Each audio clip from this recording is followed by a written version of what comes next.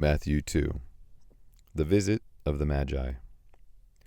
Now, after Jesus was born in Bethlehem of Judea in the days of Herod the king, behold, Magi from the east arrived in Jerusalem, saying, Where is he who has been born King of the Jews?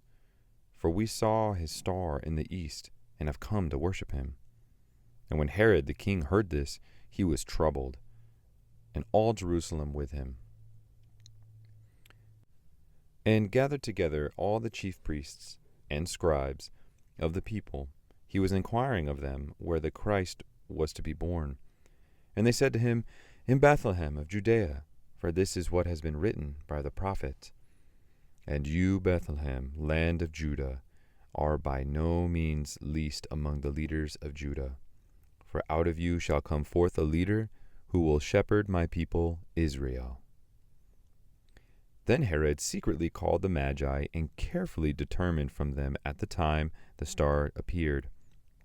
And he sent them to Bethlehem and said, Go and search carefully for the child, and when you have found him, report to me, so that I too may come and worship him.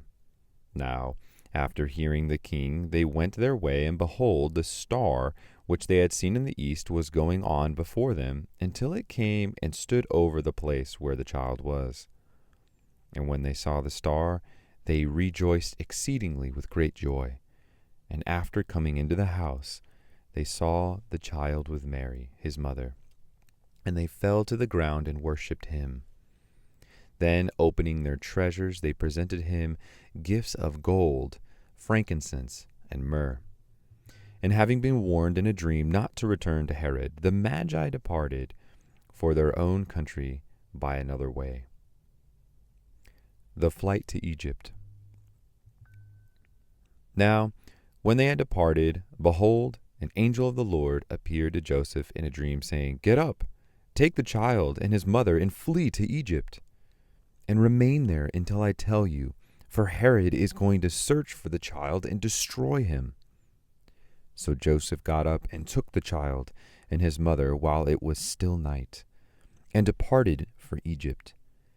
And he remained there until the death of Herod, in order that what had been spoken by the Lord through the prophet would be fulfilled, saying, Out of Egypt I called my son.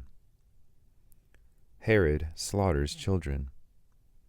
Then, when Herod saw that he had been tricked by the Magi, he became very enraged, and sent and slew all the male children who were in Bethlehem, and all its vicinities, from 2 years old and under, according to the time which he had carefully determined from the Magi.